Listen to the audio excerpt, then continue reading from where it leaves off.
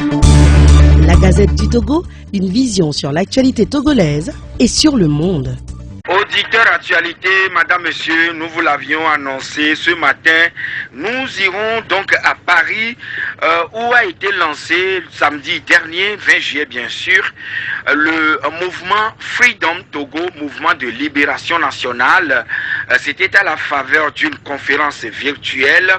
Mais je rappelle, le mouvement a été créé par des figures politiques togolaises, bien sûr de la diaspora. Il s'agit de Kofi Amyan, il s'agit de monsieur François Boko, il s'agit également de monsieur Jean-Sylvanus Olympio.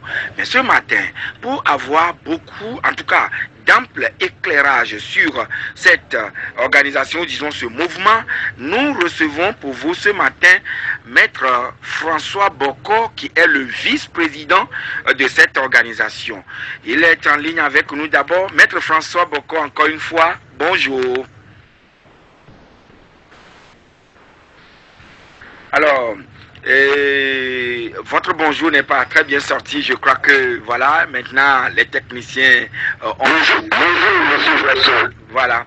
Alors, vous êtes juriste de formation, avocat au barreau de Paris. Vous étiez passé par les plus prestigieuses écoles et universités françaises là. Permettez-moi que je puisse citer, par exemple, Saint-Cyr, Université de Paris 1 Sorbonne, où vous avez obtenu votre doctorat en 1997, puis votre certificat d'aptitude à la profession d'avocat en 1998, et donc à l'école du barreau de Paris. Mais vous fûtes aussi gendarme, chef d'escadron il y a quelques années, avant de devenir ministre de l'Intérieur de 2002 à 2005 où vous avez démissionné, mais aujourd'hui ou depuis lors vous exercez pratiquement 20 ans bien sûr comme avocat et expert de l'Union européenne pour la réforme des systèmes judiciaires. Alors, brillant et singulier parcours qui fait dire bien sûr à beaucoup de langues ici à Lomé ou disons au Togo que Maître François Boko c'est le régime de feu général Gnassingbé Eyadema qui vous aurait favorisé. Alors ma question, qu'est-ce que vous répondez ou qu'est-ce que vous en dites? Bon, pas grand-chose, je ne veux pas rentrer dans cette polémique. Néanmoins, il faut préciser que mon parcours est ce qu'il est parce que je l'ai voulu. Parce que je me suis battu pour qu'il soit ce qu'il est aujourd'hui. Le régime a plutôt mis les bâtons dans les roues pour que je n'arrive pas là où je suis aujourd'hui. Il vous souviendra qu'en 93, vous faites bien de le souligner, de 1988 à 1993, j'étais gendarme au Togo et j'ai voulu partir pour continuer mes études en France. Mais le régime avait refusé. Certains acteurs du régime qui sont encore là, vous avez refusé. En 93, de mes propres moyens, j'ai bénéficié de la solidarité de certains amis, notamment de Michel Zouangrayo, qui m'a en France donné une bourse française. J'ai jamais intégré les universités françaises grâce au régime, contrairement à ce qui a été dit. J'ai intégré les universités françaises, j'ai eu une bourse française en France. Et mon départ a été une mise en disponibilité qui m'a permis de partir.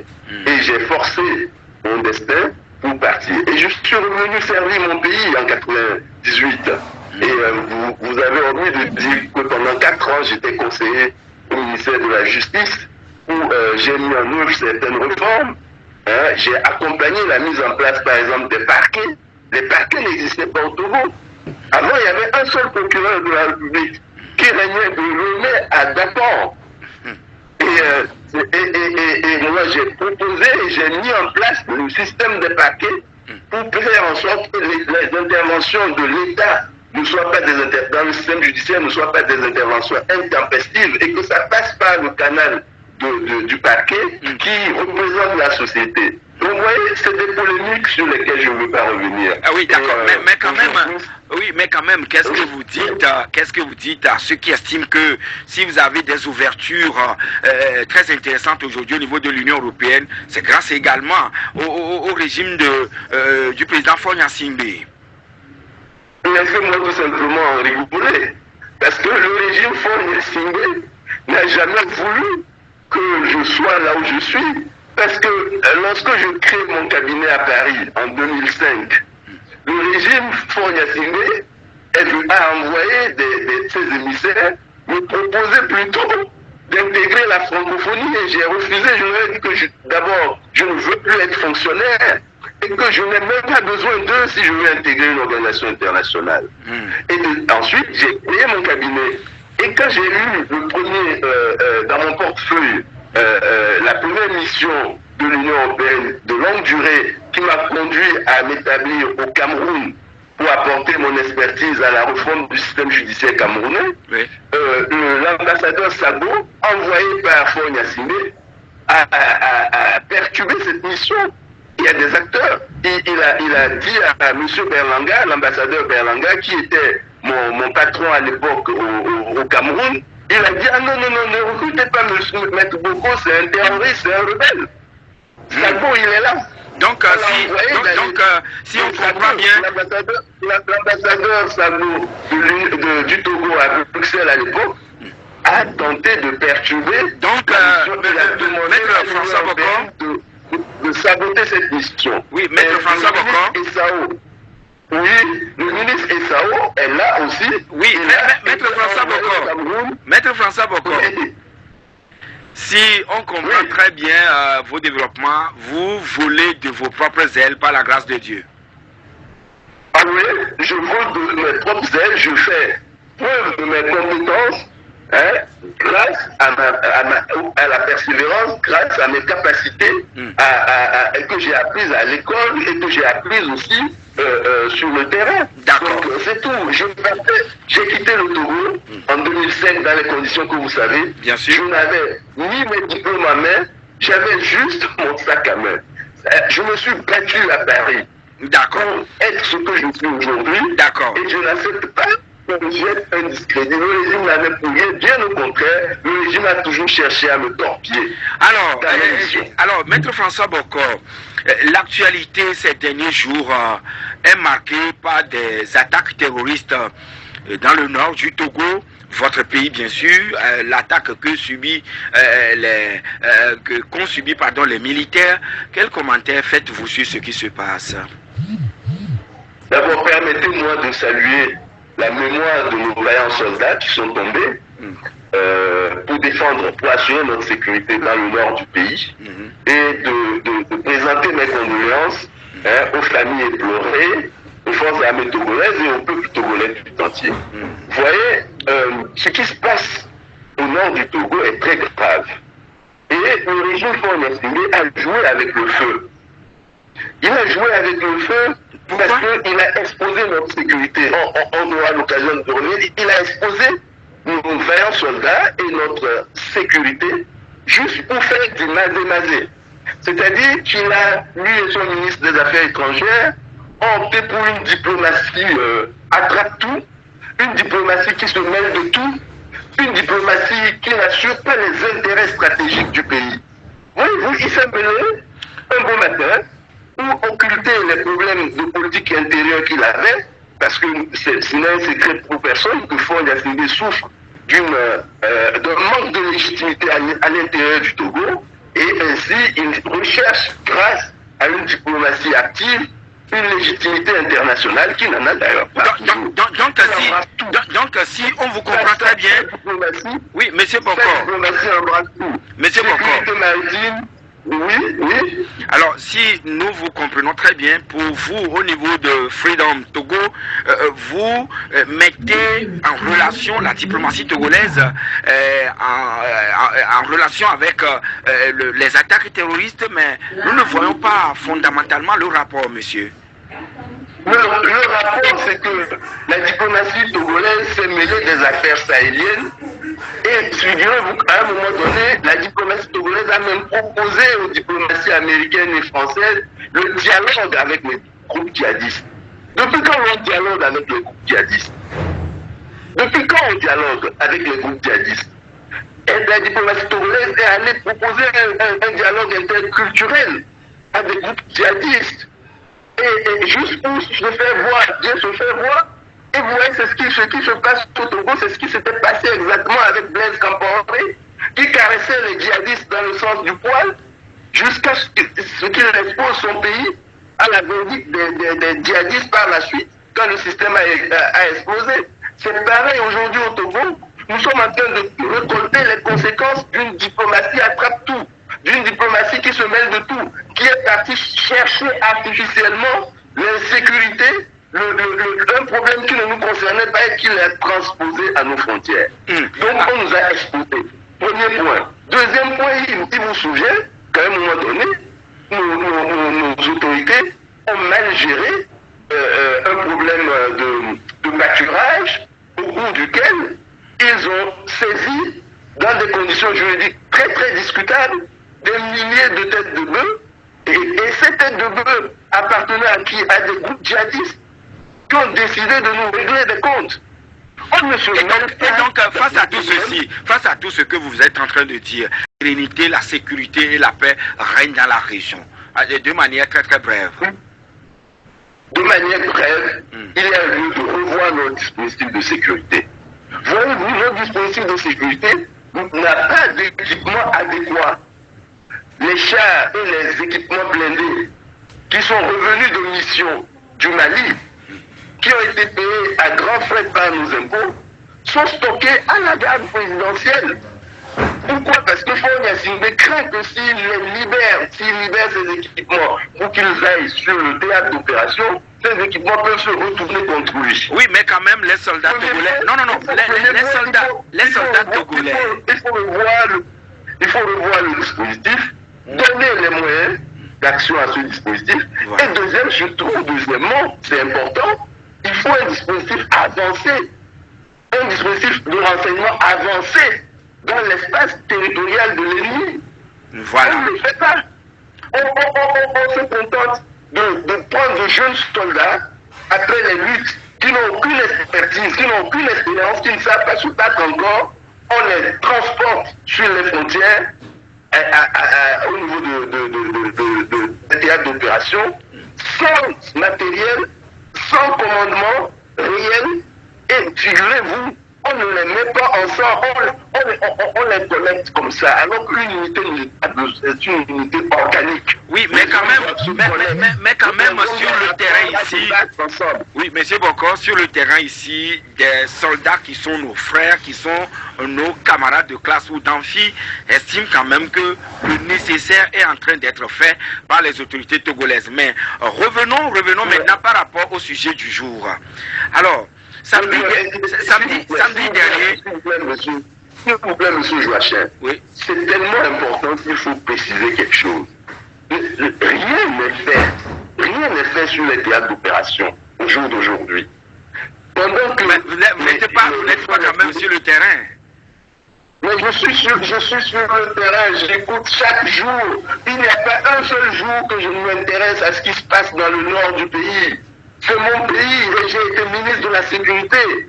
Et il faut que les autorités togolaises comprennent qu'il est temps d'arrêter de jouer, de faire du mazé-mazé dans la diplomatie et de prendre à bras le corps ce problème. Comment vous pouvez expliquer qu'un petit espace du Togo, au nord du Togo, nous n'arrivons pas à le sécuriser malgré les moyens colossaux que nous mettons? Et vous avez été très bien compris. Comment vous pouvez expliquer que pendant que le dispositif n'a pas d'hélicoptère de surveillance, les hélicoptères de surveillance sont en train de faire le tour de la COSA à la recherche d'un ennemi intérieur qui n'existe pas, juste pour la sécurité du chef de l'État. Tout est mis en œuvre uniquement pour la sécurité du chef de l'État. Et ce n'est pas bien d'exposer nos soldats comme ça. Voilà. Monsieur Bokor, on ne les rend jamais hommage, nos soldats. Et vous allez voir, ils vont les enterrer en catimini. Alors qu'ils sont partis mourir pour nous. On n'a jamais ramené les corps de nos vaillants soldats dans la capitale, comme ça se fait dans tous les pays, pour les rendre hommage. Parce qu'il faut cacher, on les enterre en catimini. C'est donc pas sérieux. Donc un deuil national. Un deuil national en leur hommage ou bien en leur mémoire. Il faut un deuil national. Il faut ramener les corps dans la capitale, sur l'esplanade du Palais des Congrès, leur rendre hommage et promettre que leur mort ne sera pas une mort sans issue vaine. Merci beaucoup. Et c'est comme ça qu'on donne une armée. Merci Et puis, beaucoup. vous savez, Merci. ils ont aussi, Faure Gnassingbé a aussi disloqué le dispositif de sécurité qui était mis en place. Et ça, c'est des détails liés donc au milieu exclusivement armé. Mais quand même. Non, l'affaire de la défense concerne le pays. Oui. Parce que ce sont nos impôts qui payent. Et vous le savez bien, c'est la grande muette. Vous maîtrisez bien cela.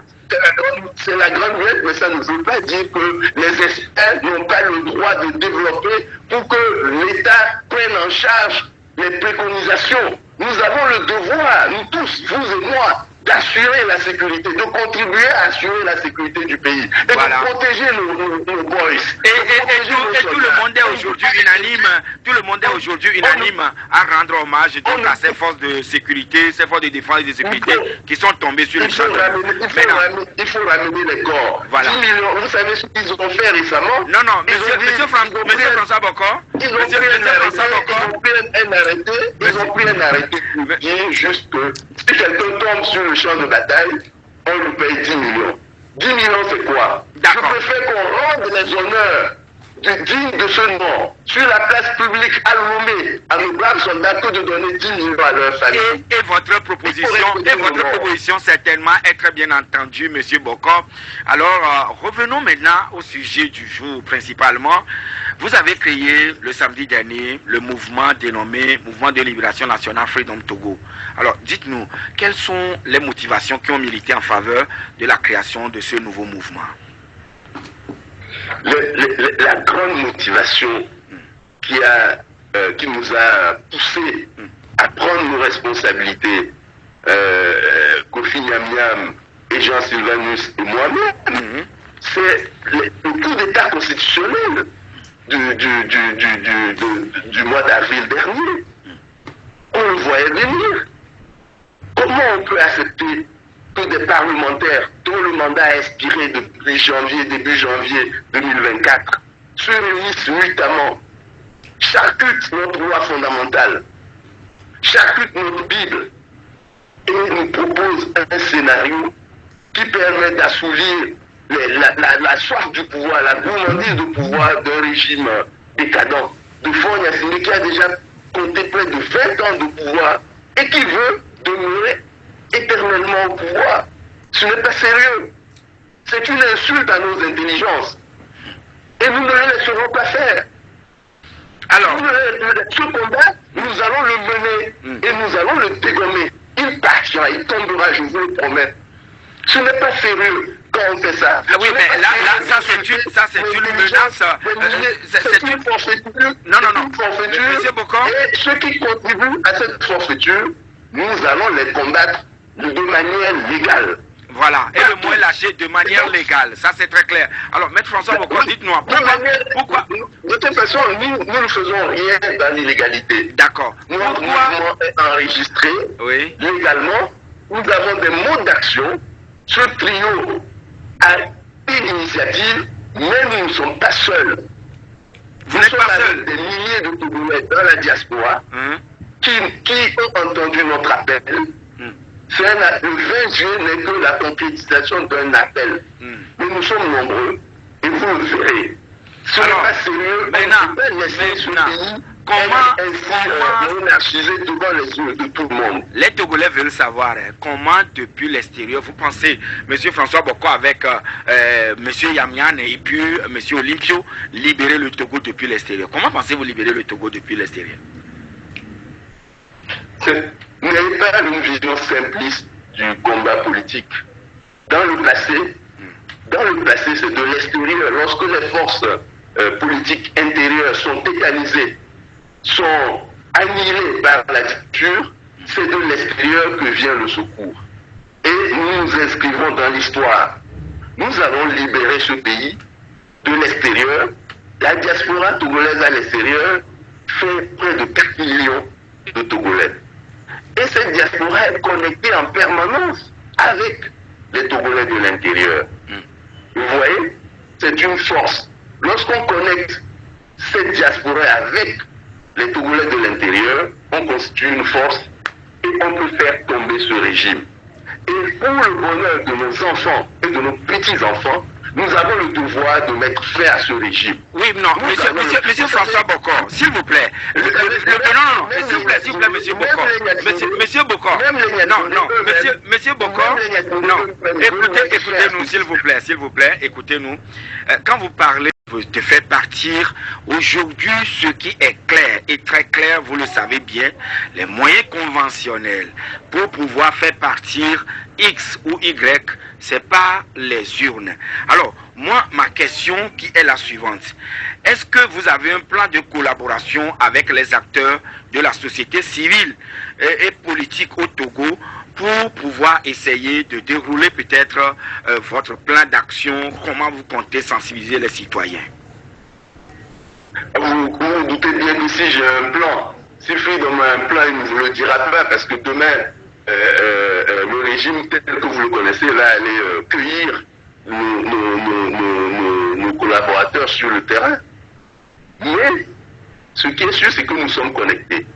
Ce qui est sûr, c'est que nous avons les moyens légaux pour faire tomber ce régime. Donc vous travaillez en symbiose avec les autres acteurs politiques qui sont là, ici sur le territoire? Nous travaillons en symbiose avec tous les acteurs politiques et de la société civile qui s'inscrivent dans la logique de mettre un terme légalement à ce système. Alors, nos mots d'action sont clairs. Le mot d'action, c'est l'indignation, c'est la révolte, c'est le harcèlement diplomatique pour expliquer, convaincre. Et nous avons trois pôles. Nous avons l'Union européenne, nous avons la France, nous avons l'Allemagne, nous avons les États-Unis. Oui, mais et nous allons le faire. Et comme nous le faisons, nous sommes en parfaite symbiose avec les bonnes volontés, les républicains du Togo qui veulent mettre fin à cette constitution qu'on nous impose de 5e République. Voilà. Mais quand même. On nous impose pour assouvir la soif et la gourmandise de pouvoir d'un seul individu. Alors, Maître François Bokor. Maître François Bokor. Non. Je vais vous citer une confidence, monsieur. Vous savez, tous ceux qui ont collaboré à mettre en place cette 5e République vous disent en catimini qu'on leur a dit de faire ci, on leur a dit de faire ça. Et ça, peut-être, ce sont des supputations. Alors, Maître François Bokor. Ce ne sont pas des supputations. Oui, Maître François Bokor. Il y a eu dans ce pays, vous le savez bien, le FRAC, le CAP 2015, le CST, Arc-en-Ciel, Groupe des 6, C14, DMK et bien d'autres. Qu'avez-vous à dire maintenant aux Togolais que Freedom Togo ne connaîtra pas le même sort? Vous faites bien de le souligner. Le FRAC, j'étais, Kofi et moi, des initiateurs du FRAC. Oui. Et nous avons vu que ce FRAC a échoué de par uniquement les divergences de leadership parmi la classe politique qui n'a pas voulu aller dans la direction qu'on souhaitait que tout le monde y aille pour définir une unité d'action et se mettre derrière le parti le mieux implanté à l'époque, c'était le parti porté par Jean-Pierre Fabre. Mais les autres n'ont pas voulu suivre. Et ça a échoué. Aujourd'hui, on n'en est pas là. C'est pour ça qu'aujourd'hui, nous avons nous-mêmes pris notre responsabilité. Nous ne comptons sur aucun leader sur le terrain. Ils sont tétanisés. Mais vous avez dit quand même que vous travaillez en symbiose. Vous avez dit. Nous travaillons en symbiose avec les acteurs politiques et de la société civile qui sont républicains, qui n'ont pas d'agenda personnel. Vous m'entendez? Oui, je vous écoute bien. Qui n'ont qu'un seul objectif, faire partir le tyran qui nous humilie. Ah non, mais là, vous savez, non, monsieur Bokor, des termes, par exemple, un tyran, non, c'est trop déplacé, s'il vous plaît, allez-y, calmement, mais ma question, elle reste telle. Comment vous appelez quelqu'un qui réunit les gens qu'il a pris en otage, monsieur, qui modifie notamment pour ses propres intérêts? Alors là, ma question, elle demeure. Ma question, elle demeure, s'il vous plaît, monsieur Boko. Le Togo n'est pas une démocratie, le Togo est une dictature. Monsieur Boko, ma question, elle demeure. Ma question, elle demeure. Veuillez nous écouter aussi pour que l'échange soit très correct. Est-ce que votre mouvement ne connaîtra pas le même sort, suscite de l'émotion et puis quelques actions et le tout s'émousse et l'organisation ou bien le mouvement disparaît? Vous n'avez pas fondamentalement répondu. Mais permettez, on va vous. Je peux vous répondre ou pas? Nous allons vous laisser le soin de reposer un peu, prendre peut-être une gorgée d'eau. Le temps pour nous ici également de marquer la pause et on revient dans quelques minutes. Qui est en ligne avec nous depuis Paris, c'est Maître François Akila Esso Boko. Maître, nous revenons donc en studio pour la suite du débat. Alors, je vous posais la question concernant disons tout ce qui a lieu comme regroupement et je vous posais la question, entre-temps vous aviez dit que vous travaillez en symbiose avec les uns et les autres, mais nous allons quand même aller un peu dans la sous-région, si vous le permettez. Au plan régional, les États de l'AES ont décidé de divorcer, et c'était récent quand même, avec la CEDEAO. Alors, au niveau du mouvement Freedom Togo, leur donnez-vous raison ou bien vous condamnez leur décision de quitter la CEDEAO? Oui, maître. N'ont pas d'amis, ils n'ont que des intérêts. Et chaque État est souverain de s'engager. Mais ce qui se passe au sein de la CEDEAO, où on refuse de construire la CEDEAO des peuples, et on transforme la CEDEAO en syndicat de chefs d'État, fait réfléchir. Et c'est pour cela que la CEDEAO est dépréciée au sein de l'opinion. Et tout ce qui doit être fait pour réhabiliter la CEDEAO sera de mise. Il faut que les diplomates de l'espace CEDEAO et les chefs d'État comprennent que un outil d'intégration n'est pas un outil à instrumentaliser, n'est pas un outil à servir des desseins de protection des chefs d'État en manque de légitimité. Et c'est en cela que les États de l'AES et les autres États pourront former famille. Et là, vous voyez-vous, aujourd'hui, la CEDEAO a échoué sur beaucoup de plans. Regardez d'ailleurs dans le problème intérieur togolais, l'attitude de la CEDEAO il y a quelques années lorsque M. Faure Gnassingbé accédait au pouvoir dans des conditions calamiteuses, que vous savez. Il a fallu la caution de la CEDEAO pour cautionner l'insoutenable. Donc, et ça, tout ça doit faire réfléchir. Si vous voulez que les États restent dans la communauté de destin qu'a voulu construire la CEDEAO, il faut des principes. Regardez, en 2012, la CEDEAO, à Accra, voulait acter le protocole, dans son protocole additionnel, la limitation des mandats présidentiels. À l'époque, il y avait deux pays, le Togo et la Gambie, qui avaient refusé, qui s'étaient opposés à cela. Et comme les décisions se prennent à l'unanimité, l'agenda donc de la limitation des mandats a été retiré. Donc, comment vous pouvez accepter qu'il y ait un espace qui n'a pas des règles contraignantes pour tout le monde? Regardez le système judiciaire de la CEDEAO. Lorsque les États les individus, les citoyens ont la possibilité d'ester devant la justice. Combien de décisions de la CEDEAO, de la Cour de justice de la CEDEAO ont été appliquées par les États? Donc toutes ces insuffisances appellent réflexion et appellent cohérence. Si nous voulons reformer la CEDEAO et la rendre plus viable et plus attractive à tous les niveaux. Et donc là, vous semblez donner raison aux États du Sahel de pouvoir quitter définitivement cette organisation sous-régionale?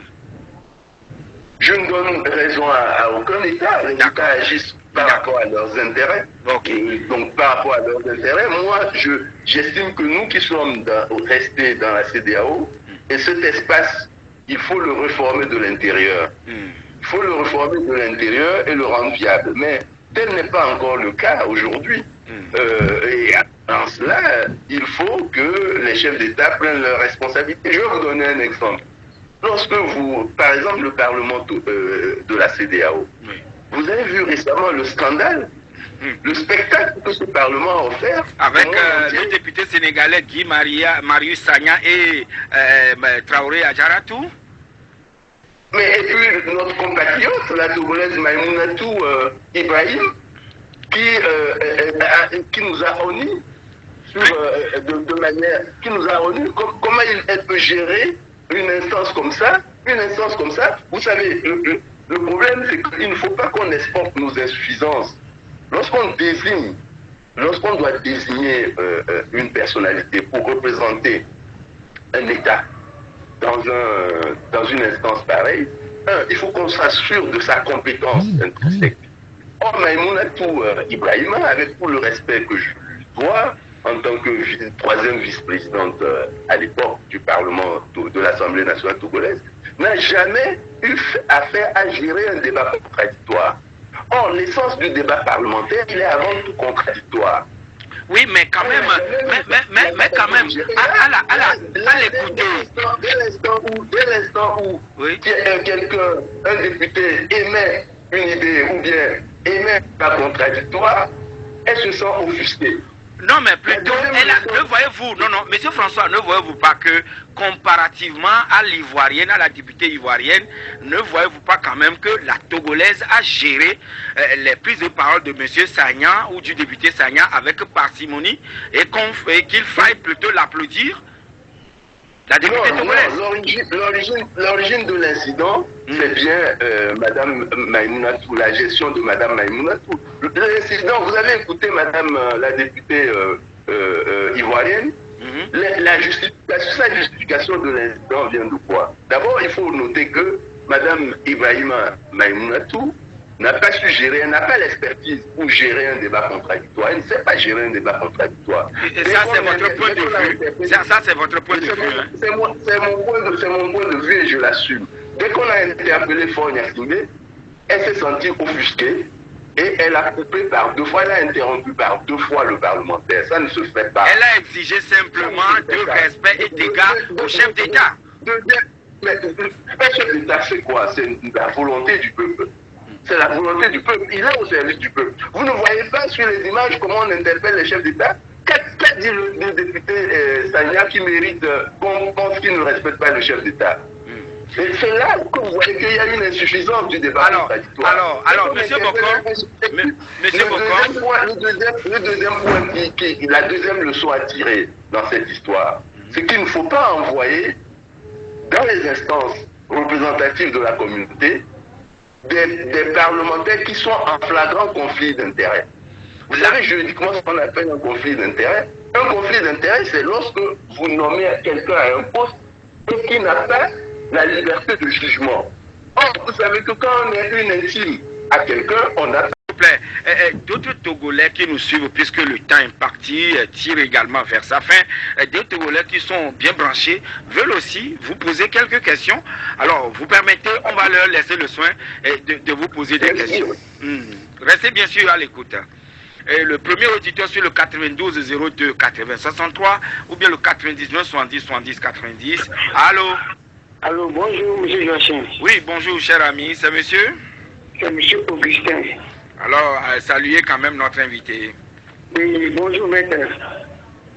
Bonjour, mon frère. Oui, j'espère que vous allez bien par la grâce de Dieu là-bas. Oui, ça va. Je pense beaucoup plus à vous. C'est vous qui êtes dans des situations précaires où vous n'arrivez pas à vous exprimer. Augustin, la question? Oui, ma question. J'aimerais vous demander, qu'avez-vous à nous donner, à nous dire, à nous répondre lorsque notre président est parti dire que nous, les Africains, nous ne réfléchissons pas avant d'agir? D'accord, bien noté, monsieur Augustin. Nous allons recueillir également la deuxième question avant de laisser le soin à notre invité de répondre à toutes ces questions. Madame Essie, bonjour. Oui, bonjour. Ici, oui, bonjour. Et je voudrais lui demander, il s'est éclipsé en 2005 parce qu'il a vu le truc venir. Mais il y a eu au moins un millier de morts, il paraît. Et s'il était là alors, s'il était là, on aurait plus que ça ou pas? Et puis, c'est pour cela il faut alterner dans une république. Il faut que les gens respectent les lois de la république. Tout ce qu'on vit là, depuis 60 ans, c'est à cause de la non-alternance, c'est tout. Et du non-respect des lois. Hein? Pour la justice du pouvoir et l'argent, les gens sont prêts à tout, jusqu'on en arrive aux djihadistes et tout le reste qui défendent l'injustice. Donc, pour vous résumer, madame, ici, il faut de l'alternance. Il faut alterner forcé dans une république. Bien noté, et la question sera posée tout à l'heure à notre invité. Et nous accueillons le dernier auditeur, c'est Paul. Bonjour Paul. Bonjour. Je salue Maître Akila et Soboko. Bon, je vous remercie d'abord pour s'être réveillé, être en train de constituer un groupe là à l'étranger pour sauver le Togo. Mais les pays de l'AEF là, ceux qui sont sortis tout à l'heure étaient du gouvernement, étaient déjà proches du gouvernement.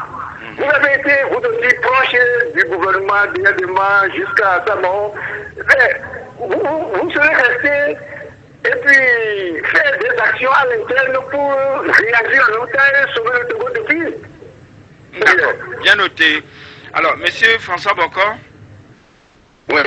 Pour le dernier intervenant, vous auriez pu choisir de rester au pays et mener la lutte depuis l'intérieur du pays que d'être à près de 6000 km du pays. Oui, c'est une loin du pays d'esprit. Oui, c'est une vue d'esprit parce que vous savez, lorsque le général Eyadema décède en 2005, je n'ai pas choisi de partir. J'ai choisi de changer les choses de l'intérieur. Ça faisait 2 années que j'étais ministre de l'Intérieur. J'avais entrepris de changer les choses de l'intérieur. Mais je n'ai pas été écouté, je n'ai pas été suivi. La seule chose que je voulais éviter à tout prix, c'est le bain de sang. Et le bain de sang, je vous assure, si je n'avais pas tiré la sonnette d'alarme, pris à témoin l'opinion nationale et internationale, alerter les diplomates, d'arrêter les va-t-en-guerre, de temporiser leur ardeur à vouloir marcher sur des cadavres pour rester au pouvoir, il y aurait au moins 10 000 morts. Il y aurait au moins, je vous le dis, il y aurait au moins 10 000 morts. C'est les experts des Nations Unies qui ont enquêté. Et donc, c'est ce que vous avez redouté et vous aviez pris la poudre d'escampette à l'époque. Je n'ai pas pris la poudre d'escampette. J'ai tenté de changer les choses. J'ai appelé les officiers de l'armée. Ils avaient peur. J'ai appelé le général Nandia. Ah oui, mais sans pour autant citer des noms, s'il vous plaît. J'ai demandé aux officiers qui étaient tous réunis au centre des opérations au camp hérité. Je me suis présenté à eux, je leur ai dit de prendre leurs responsabilités pour sauver ce pays. Ils ont tous refusé et j'ai compris que j'étais mis en minorité. Et la seule chose qu'il me restait, c'était de faire en sorte que les dégâts collatéraux ne soient pas gigantesques. D'accord. Et donc j'ai attiré l'attention. Donc je n'ai pas pris la poudre d'escampette. Vous avez déjà vu quelqu'un qui veut démissionner, qui le dit devant les diplomates, devant les autorités, devant l'armée? J'ai fait une réunion qui a duré 4 heures de temps au camp hérité avec les officiers, avec 25 officiers d'état-major. Je leur ai dit, prenez vos responsabilités pour sauver ce pays. D'accord. Ils n'ont pas voulu. Ils n'ont pas voulu. Et aujourd'hui, je peux vous dire que tous ils le regrettent. D'accord, merci. Alors, monsieur Bokor, on ne remet pas tel un jouet. Et tout cela relève du passé. Tout cela relève du passé. On ne remet pas le pouvoir tel un jouet à un enfant gâté. Et non, mais là, monsieur Bokor, s'il vous plaît, monsieur Bokor, veuillez nous écouter, veuillez nous suivre pour que nous puissions vous laisser le soin de répondre aux différentes questions qui sont posées. Alors, il faut, selon Madame Essi, de l'alternance dans le pays, en tout cas alterner dans le pays selon ces termes. Oui, vous prêchez à un convaincu. L'alternance, l'alternance, c'est le fondement même de la démocratie. C'est pour cela que ce qui s'est passé récemment, où on fait un jeu de chaises musicales, où je deviens, je cesse d'être président de la République pour devenir président du Conseil des ministres, et je mets quelqu'un à titre honorifique comme président de la République. Tout ça là ne rime à rien. Ne rime à rien. C'est une comédie. La politique ne doit pas être une comédie. Oui, monsieur Bokor, monsieur Bokor, pour être réduite à une seule comédie. Oui, monsieur Bokor. Il faut l'alternance. D'accord, monsieur Bokor, monsieur Bokor, nous sommes à la fin de la tranche du temps qui nous est imparti. Alors, nous allons devoir vous dire un sincère merci pour avoir accepté et alors d'être en direct avec nous. Mais un auditeur a quand même posé des questions à vous écouter. Est-ce qu'il faille encore laisser les réfugiés rentrer au pays? Alors nous souhaitons vivement que vous puissiez trouver les termes, les mots les plus appropriés afin que tout se passe au mieux. Alors madame, monsieur, merci à vous toutes et à vous tous. La Gazette du Togo, une vision sur l'actualité togolaise et sur le monde. Rejoignez-nous sur le www.lagazettedutogo.com ou sur nos comptes Facebook, Twitter et YouTube. Pour tout contact, écrivez à contact@lagazettedutogo.com ou appelez le 92 80 88 53. La Gazette du Togo, c'est l'information en continu.